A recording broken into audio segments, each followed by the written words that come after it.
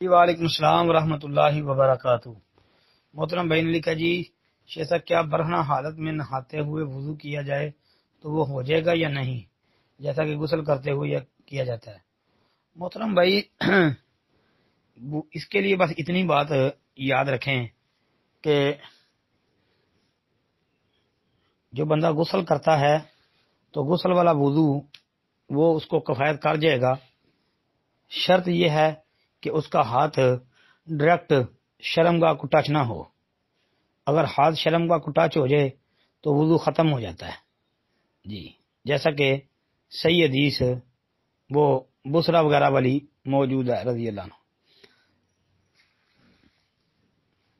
باقی غسل کے ساتھ جو وضو کیا جاتا ہے وہ وضو کے ساتھ نماز پڑھی جا سکتی ہے، جیسا کہ ابو داؤد وغیرہ کے اندر ہے۔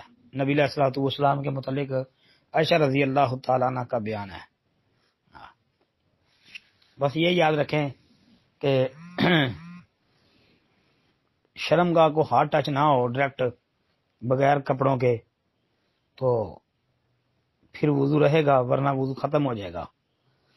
اور کوشش یہ کریں کہ کوئی کپڑا جو ہے نا وہ باندھ کے، یعنی تہمت باندھ لیں یا کوئی پاجامہ وغیرہ پہن کے تو پھر بندہ نہا لے۔ اور اگر بندہ بغیر کپڑوں کے بھی نہاتا ہے تو اس چیز کا خیال رکھے جی۔ السلام علیکم ورحمۃ اللہ وبرکاتہ۔